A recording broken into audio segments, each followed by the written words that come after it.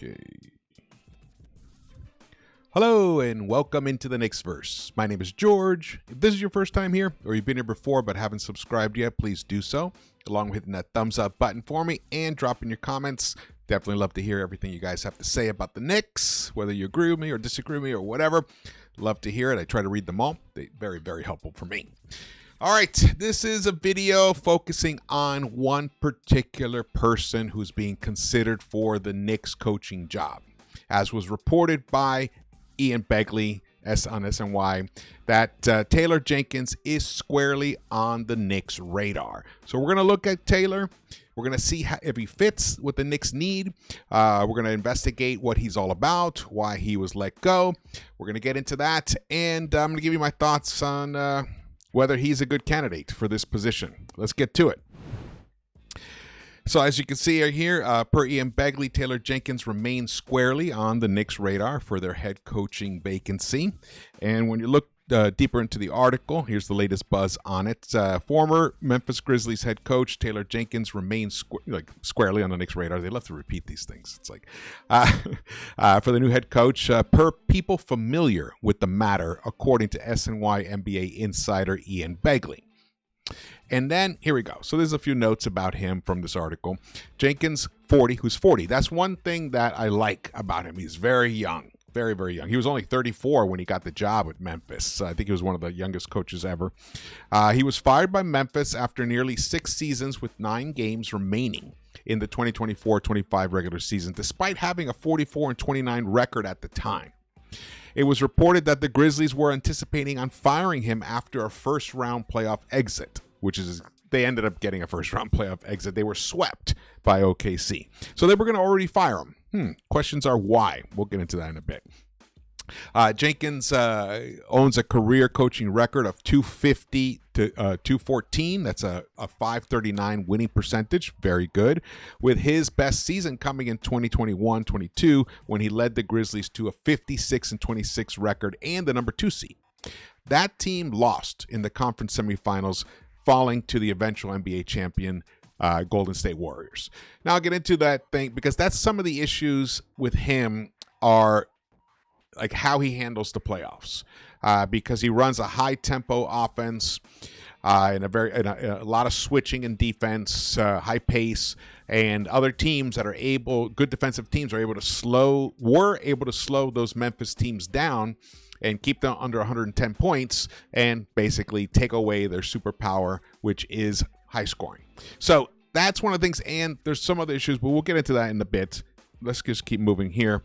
So as you can see here, this is a graphic here, just basically encapsulating everything that I just spoke about.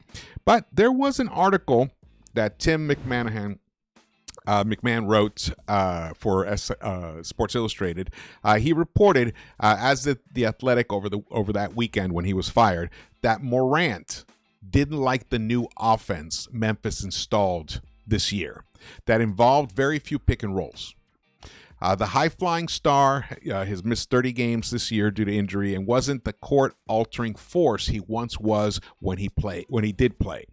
On the season, Morant is averaging fewer points per game than he has since 2020-21, and his 3.8 turnovers per game would rank as the worst mark of his whole career. Thus, the Grizzlies felt that change was needed, explained McMahon. This decision to do it now and to move on from assistant coach Noah LaRoche and to lean back into all the pick and roll stuff, this was a decision that was about optimizing Ja Morant. That was a primary motivator for this decision. There has been noise about Ja being unhappy all season long. Interesting. All right. Well, let's move on to this other article here. This is from The Athletic. And here you can see, here they have some interesting points that they say here. Where was the one I wanted to talk to you about? Did the offense work swimmingly? The Grizzlies were 11th in offense 2 seasons ago and are 6th in offense now. That's a very interesting point. So when Jenkins decided to go away from such a Ja Morant-centric offense and open it up to more of a motion offense, their efficiency improved, but Ja Morant's happiness decreased. So basically, what Memphis did is pick their star, their two-time All-Star guard, over their coach, who actually made the right decision. And that, I'll tell you, the efficiency went from 11th to 6th in offense in the NBA, but it diminished Morant's dominance, which actually led to the tension between the coach and John Morant, or just John Morant in general. All right, before we keep going on that, I'm going to just recap some of the highlights of Taylor Jenkins' coaching career. As you know, he won 263 games, lost 209 over the 6 seasons, 557 winning percentage. So this is correct. The other one was not correct. He is known for being fantastic at player development. He was instrumental in developing John Morant into a 2-time All-Star and creating an offense that basically enhanced his weapons, his toolbox. It worked for a while, but the problem was they couldn't get over the hump in the playoffs. He has a 6-17 record in the playoffs, Taylor Jenkins, in Memphis during this whole period of time. But he also developed Jaren Jackson Jr. into a Defensive Player of the Year. He won that in 2023, and he's one of the brightest, the most exciting young centers in the league right now. And I would love to put him next to Cat. That's one of my things. I would love for Leon to pull that rabbit out of a hat. Whatever, KD, Giannis, all this other stuff. If he can add Jaren Jackson Jr. to this team without losing much of the core or any of the core, wow, that would be amazing. You're going to have to give up something, but he would be an incredible addition. Now, and also, they drafted Desmond Bane. He was the 30th pick in the draft when he was drafted. I think that was the same draft as the Emmanuel Quickley draft, if I remember correctly. And now, he's turned into a fantastic wing scorer. He's an incredible 3-and-D player. He one of the critiques about Jenkins was that once Morant went down and got injured, he didn't feature Desmond Bane enough, especially in those playoff runs when Morant wasn't able to play. And he also developed Santi Aldama, and this year, Jalen Wells was a revelation. He was fantastic. I don't know if he actually won a Rookie of the Week or Rookie of the Month or something, but he shined underneath Taylor Jenkins's guidance. But then he got hurt, and that also hurt Memphis as they were going into the playoffs. The team, there's no doubt the team has succeeded under Taylor Jenkins, and the Grizzlies made the playoffs 4 out of 5 times, 4 out of 5 years, including that 56-win season in 2020-21, which is the second best in franchise history, the second best.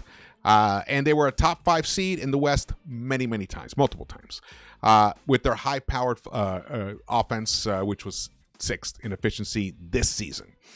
But they also have a gritty identity, and they're a defensive-focused team as well.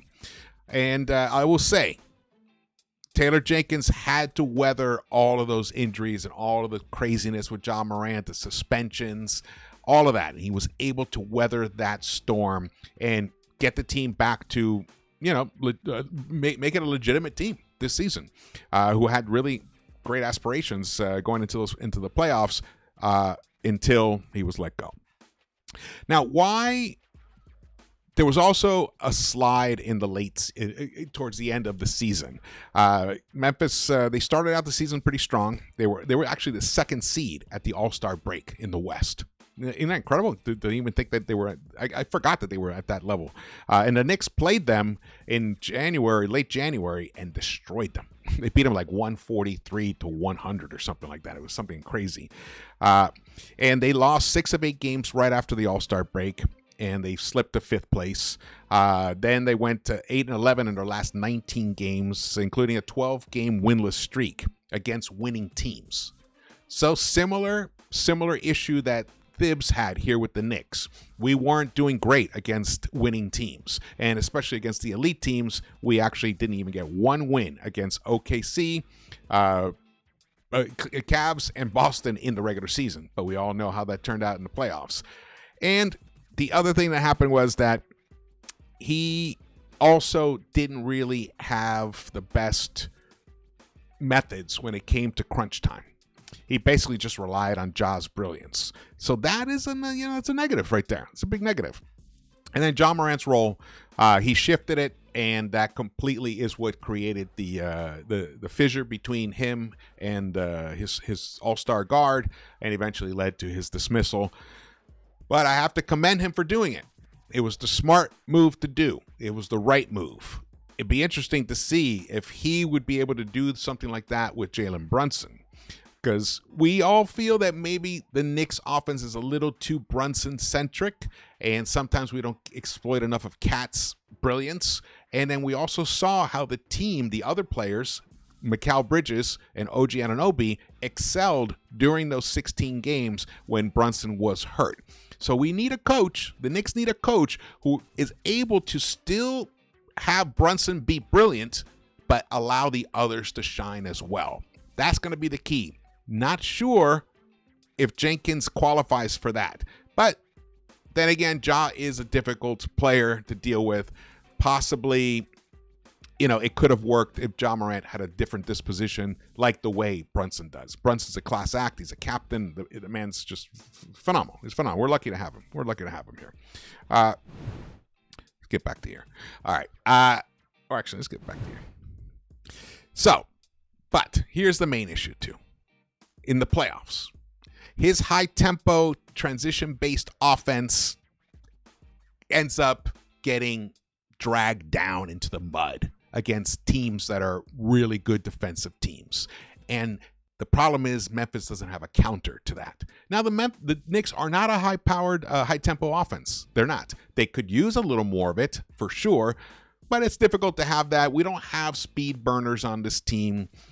We don't have great passers on this team. We struggle making that outlet pass. We struggle out on the break sometimes. When we're flowing, it looks great, but often we failed at that. So he would be interesting to see if he can inject some of that into the Knicks offense without diluting what actually works for them, what's best for the players themselves.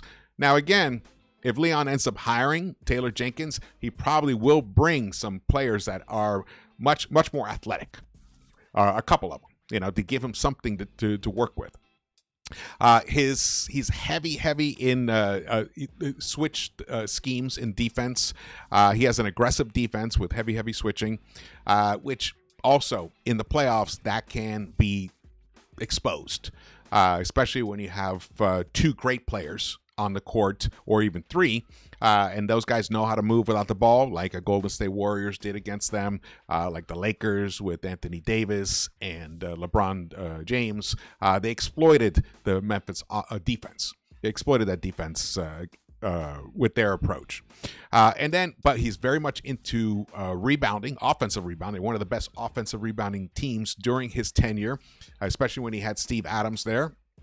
And that's something that totally works for us. That's very Thibs-esque, and he loves total paint dominance. So those things do fit in with the profile of what the Knicks are, that part. But his weaknesses in the playoffs, it comes down to adjustment issues.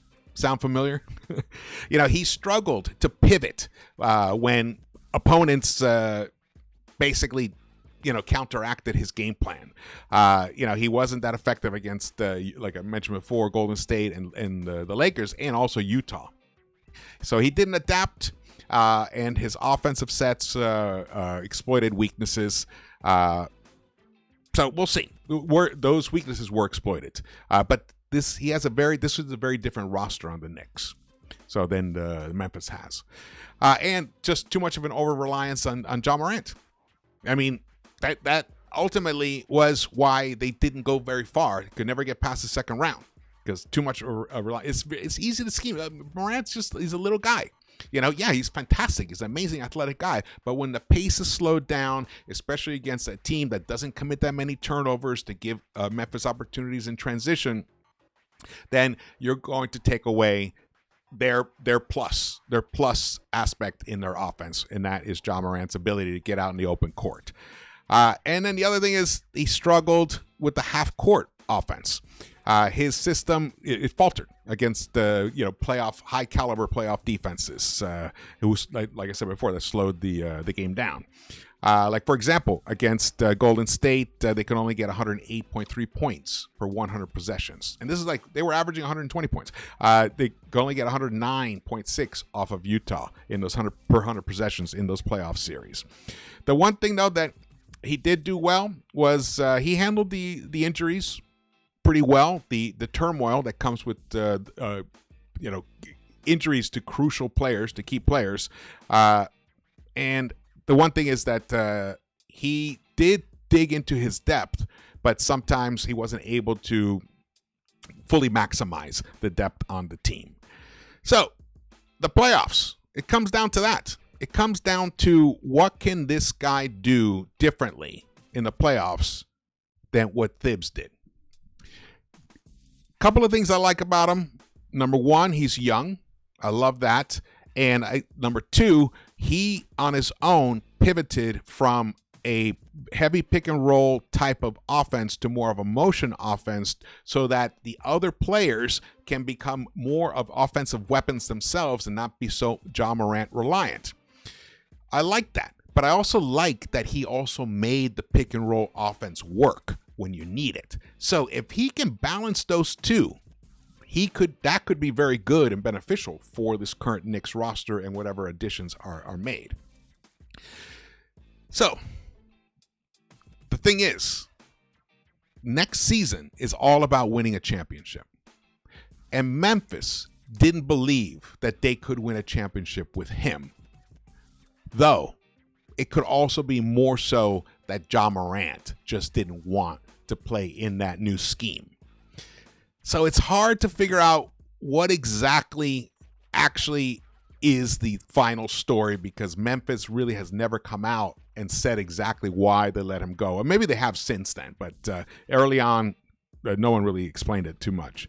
Let's see. Yeah, no one really explained it too much. And they didn't really have any much success after he was gone. So they may have made a mistake in firing him. So the question becomes, so he comes from the Popovich tree, coaching tree. He's young. He understands pick and roll offense, but also a motion offense. He leans into defense. It's a high switching defense, which, could work for us. However, though, when he was going up against the Lakers and Anthony Davis, they went into drop coverage a lot and they got burned constantly. And he didn't adapt quick enough. So he was a little slow in adapting. And I think that's why this particular season, coming into this season, he decided to change it up. And he got rewarded by being fired. I mean, poor guy. If he interviews well and he expresses a desire to be adaptable, and shows that he can, I want him to explain to Leon and company what he would do in certain situations, in certain inbounding situations, late clock situations. Should you foul when you're up 3? Should you foul the shooter when you're up 3? Or not shooter, the ball handler. Don't foul the shooter, the ball handler. Like those kind of questions, and depending on the answers that he has, if he answers it all correctly, he could legitimately be a good candidate for this Knicks team. The issue I have is that he's not a championship coach. So if that's the reason you're not looking at a Johnny Bryant because, he has no experience as an NBA coach, well, this guy has no experience getting to a finals or even any real playoff success in 4 years, in 4 playoffs. So that's a big neg as far as I'm concerned. And he had some Memphis teams that were really good some years, like 56 wins. And he wasn't able to really get that team to be what it could actually fully be. Now, again, there's a Ja Morant factor. So you gotta factor that in. I'm still on the fence about him. Still on the fence. But as I did my due diligence, I actually like him more than I thought I would. And I don't think I would be that disappointed if after this exhaustive coach search that he ends up being the one who leads the Knicks next season. So we'll see. But there's lots of other guys that are still out there. Mike Brown, I'm going to do one of these about Mike Brown. We're going to look into some other players. And I I like Johnny Bryant tremendously. And I know the knock against Johnny Bryant is he has no coaching experience. Well, neither did Steve Kerr. And Phil Jackson was going to hire him here for the Knicks. And he left to go to Golden State. And he won the championship in his very first season coaching the Golden State Warriors. Now, is Johnny Bryant that level of brilliance? I mean, Kerr didn't even have assistant coaching experience. He had executive experience. So he never even had sideline experience as a coach in any shape or form. Johnny Bryant's been there. He was there with Utah. He was here with us. He did a great job here with us. And then here with Cleveland. And if you watched any of his videos when he's analyzing certain offenses and defenses that the Cavs are running, you can see the guy knows what he's talking about. And he has the relationship already with Brunson. So he's still in my top tier of candidates to consider. And again, Danny Hurley. I'm going to just keep saying Danny Hurley. I think Danny Hurley is an incredible coach who could really take this team to levels that we haven't seen since the 70s. But he's got to keep his demeanor. He's got to keep his shit together on the sidelines. That's really what it comes down to. All right. Well, you know what? I'm going to keep on it. Whatever new news comes up, I'll jump on, do a video, and we'll talk about it. I'm great that I'm happy that the search is exhaustive and that they're taking their time. They are the only coaching vacancy in the NBA right now, so they don't have to rush. And I'm pretty sure that the Jason Kidd situation has not fully been played out. All right, thank you for watching this. Again, my name is George. Please subscribe, hit the thumbs up button for me, drop your comments, and I will see you around the Knicks-Verse.